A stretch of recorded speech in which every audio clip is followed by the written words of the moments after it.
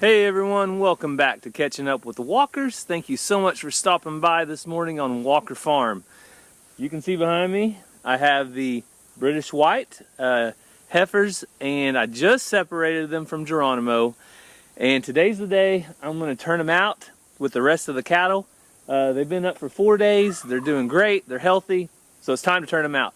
So we're going to do that in just a second, but today is one of those days that Cassie and I are completely apart all day long, and that's okay because we got a lot to do on both sides.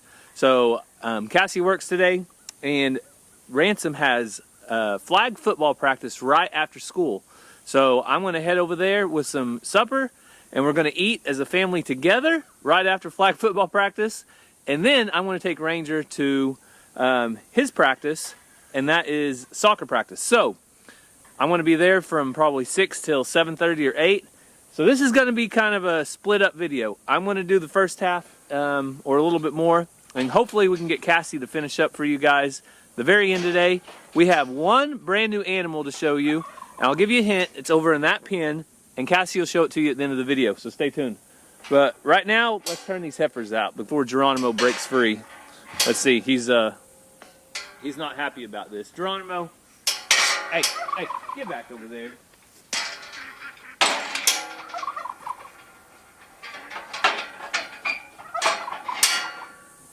So they have calmed down a lot, but this number 17 is probably the jumpiest of the two. I've actually got to touch number 13's nose a couple times. She's been really gentle, so I'm still just going to let them do their thing. There's nothing wrong with them. They just act like cattle should act whenever they've been penned up by themselves. So they've been up long enough. Time to turn the British White heifers out with the rest of the cows. Get some freedom.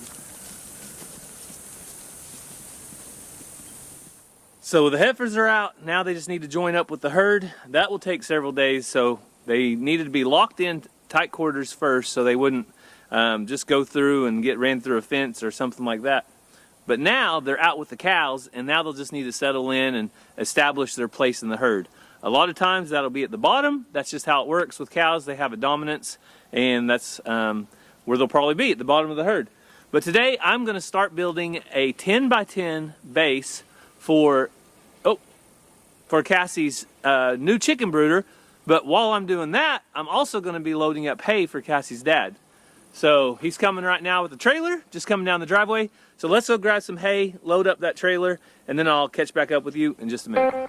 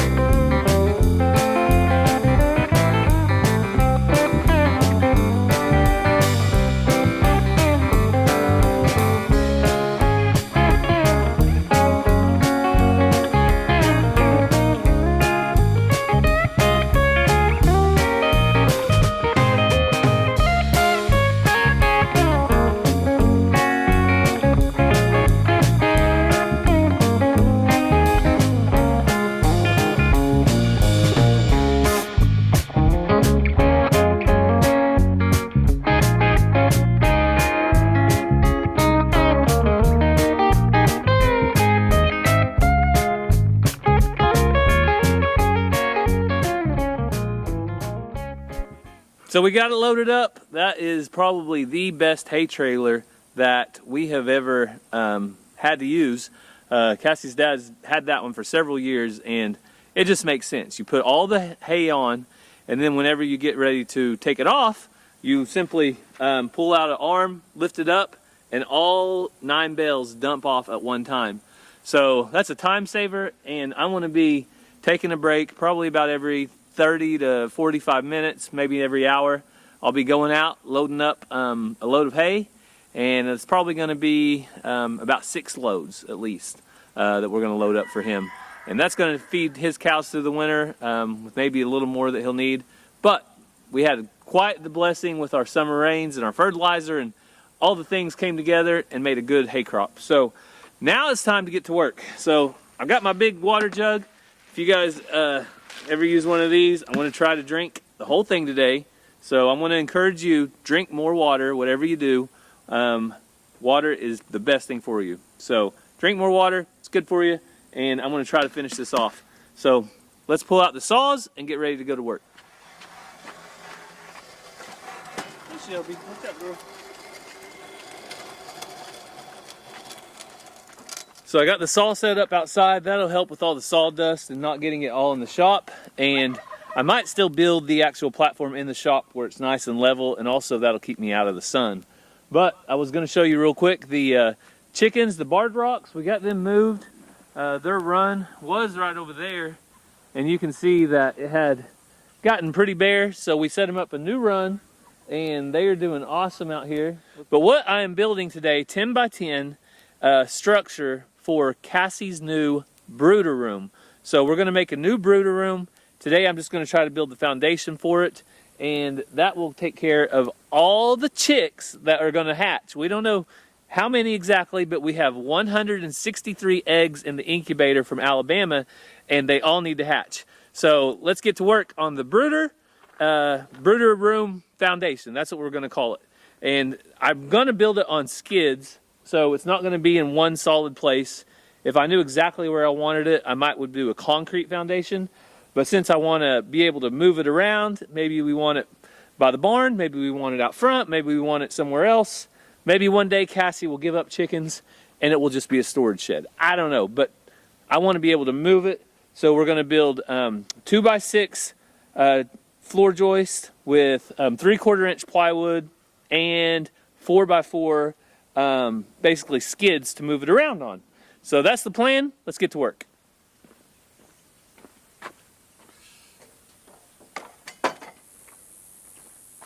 I didn't forget my safety glasses, just had to get them on. Now I got to double check my mark. Oh yeah, we're good.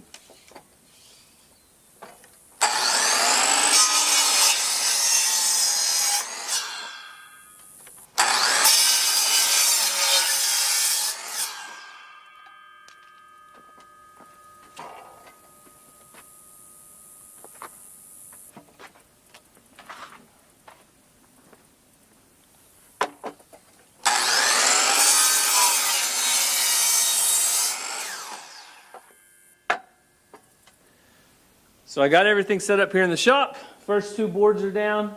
I'm going to square this thing up, but this is the perfect place to work because I have a breeze on that side, a door open over there, and it just comes straight through here and really moves the air around, which keeps it nice and cool. So I'm going to try to get this frame built out. I am no construction expert, and I'm not really that great of a builder, but I can make it work. It might take me a little bit. I already lost my tape measure once. Sometimes I'll spend just as much time looking for my tape measure as I do working. So I was just about to start putting this together, and it was time to load another load of hay.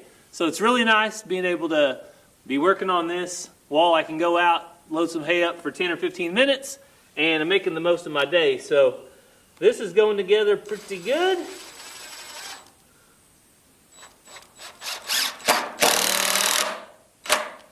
I did check into the building. It's not exactly 10 by 10. It's 120 7/8 by about 118.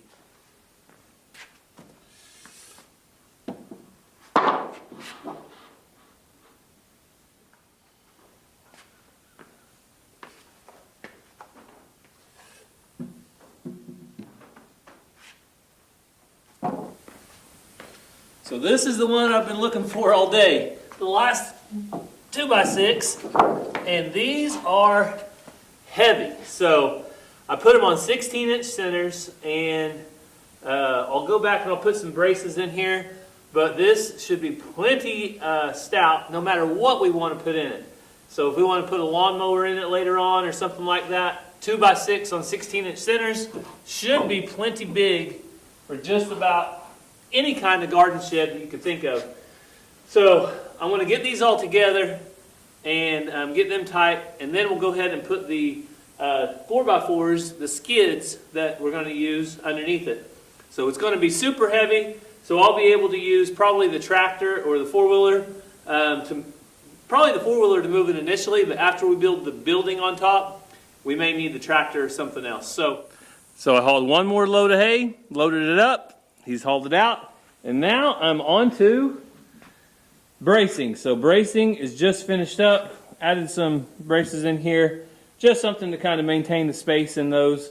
I could probably do more, but I'm not going to, because once I put that 3/4 inch plywood on top, that will be good. So the next thing we're going to do is get the 4x4s and get them underneath it. We'll probably run them this direction and secure them and see how that goes. So since we will be sliding this thing around and moving it with a tractor, whatever we can, I went ahead and put some angles on the skids, some 45-degree angles. So that should really help it. If it hits something solid, that should help it ramp up and move over it. So I'm going to cut 3 of these and get them underneath. The main reason I want these skids underneath too is to get it up off the ground. So this is treated lumber, and the skids are treated as well, the 4x4s. But the more you can get up off the ground, the better off you're going to be. And so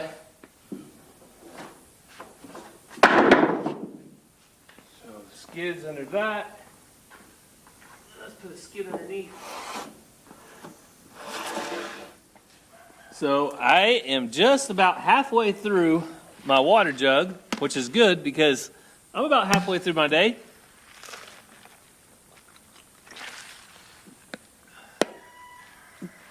Hard to beat ice cold water. And I was putting off lunch because I don't like really eating that much while I'm working. But it's 1 o'clock and my mom and dad just dropped by. I gave them a couple dozen eggs and they traded me out a little bit of Chick-fil-A. So they got me a Cobb salad with grilled nuggets, one of my favorites. So I'm going to enjoy this lunch, and we'll get down to some decking on this in just a minute. Just hauled another load of hay, and I think we've got 2 left. So when we get finished, it'll be 7 loads at 9 loads. So 7 times 9, 63 bales is what's going off of the farm. So I finished up some bracing. I got all kinds of random braces. So we've got bracing over here to attach to the bottom plate. We have some metal in here. We have several of those.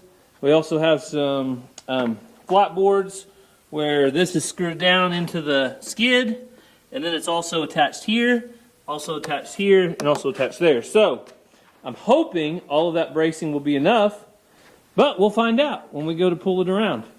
I don't look to move it very often, and really just moving it out to where it's going is going to be the first big move. So now it's time for some plywood.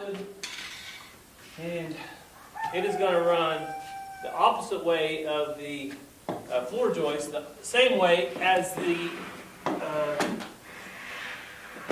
runners underneath. So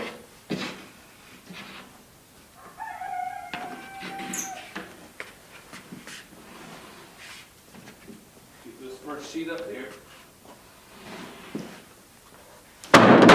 Whoa. A little bit loud, sorry about that.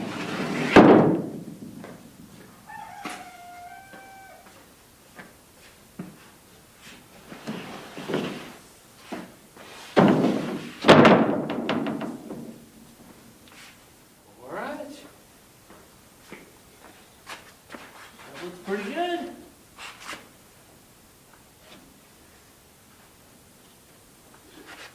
Oh, now it's time to take a nap.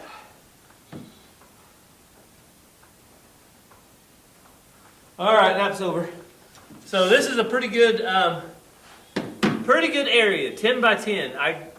Hindsight, I think I would have went 8 by 8, just because all your material is kind of 8 by 8. But whenever we're all said and done, I think it's going to be nice to have the extra square footage. So it'll be 100 square foot versus what 8 by 8 would have been 64 square foot. So quite a bit bigger compared to the two. So I'm going to get this down, but if I did not need the extra space, I would probably go 8 by 8, just because then your foundation would have been 2 sheets of plywood as opposed to 10 feet and some extra sheets. But we're going to get it done either way.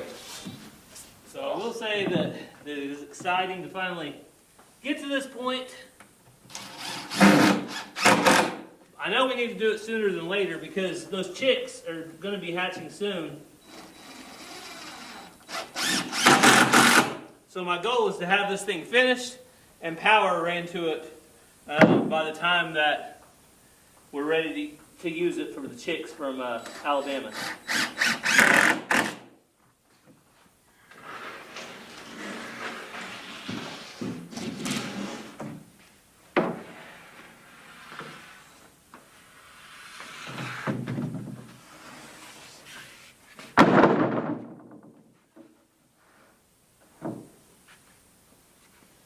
Unfortunately,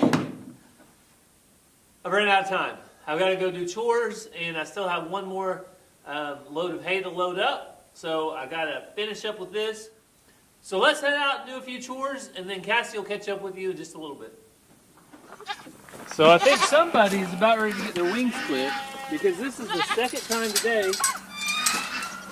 today they did this. So I wanted to give you guys an update on the new ram, and right there, buddy.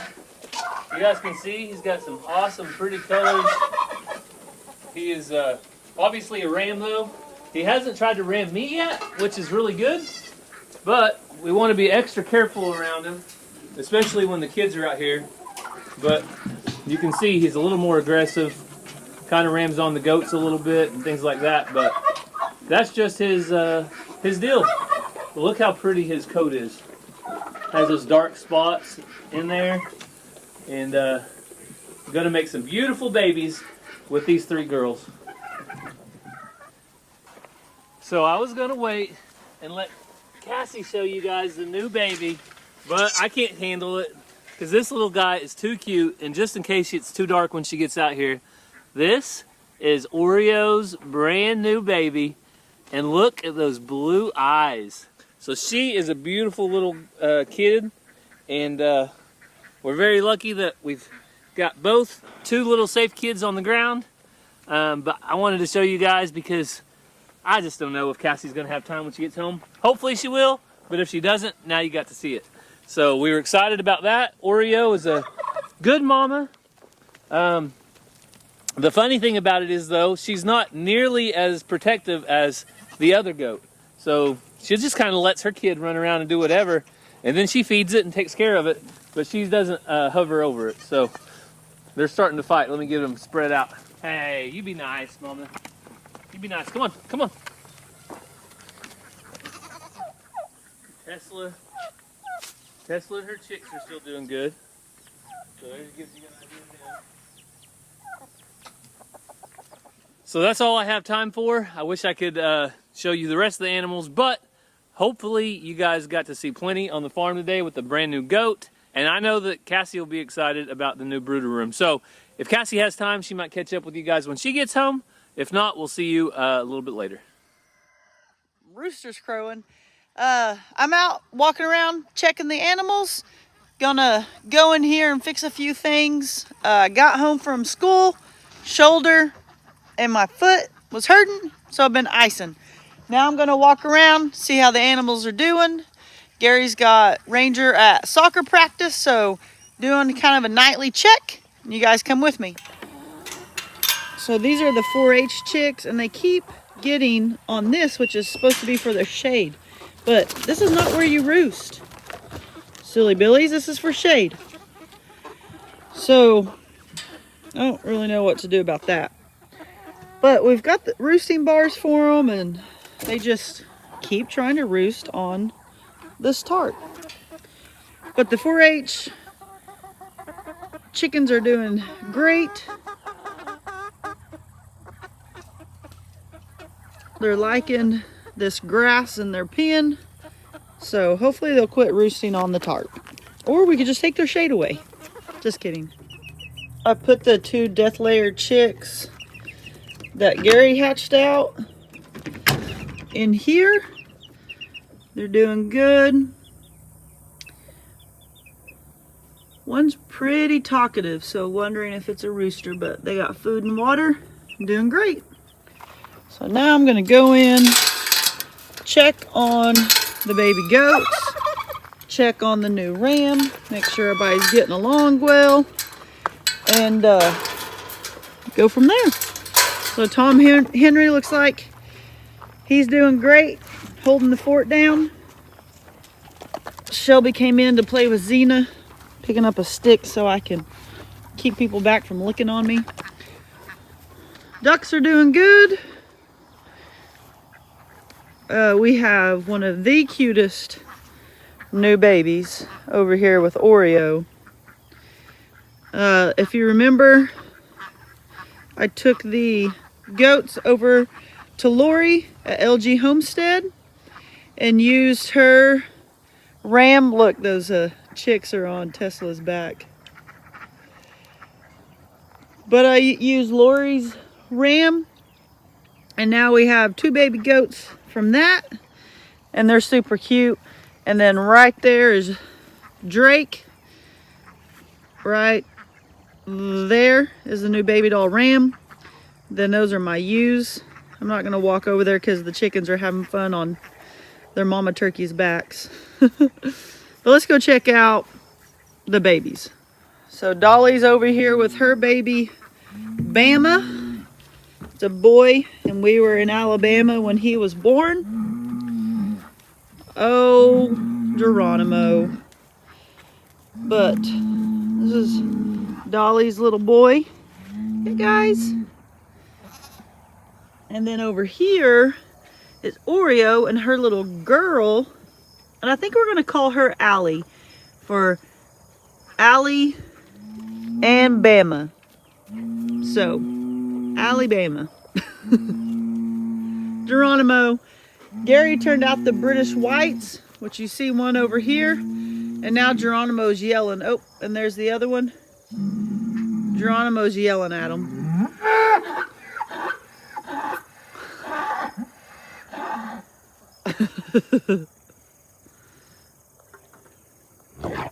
Hey.